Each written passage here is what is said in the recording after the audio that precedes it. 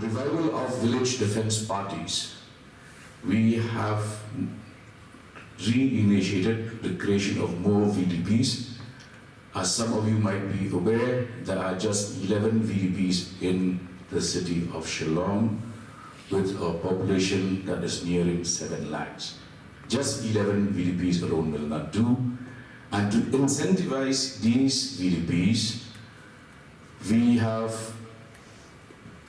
arranged provisions like uniforms, torches, and also the financial incentive has been raised from rupees 800, which was the prevailing rate, to rupees 3,000 per volunteer per month.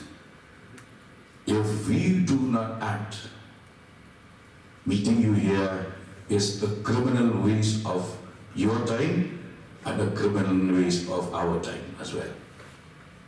So let's take this that we are here as a team. Let's not try to score self-goals.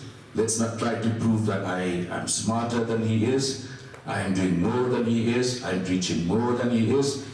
Our attitude should be, we are here against a major common enemy. We need to eradicate that enemy through teamwork. Teamwork works.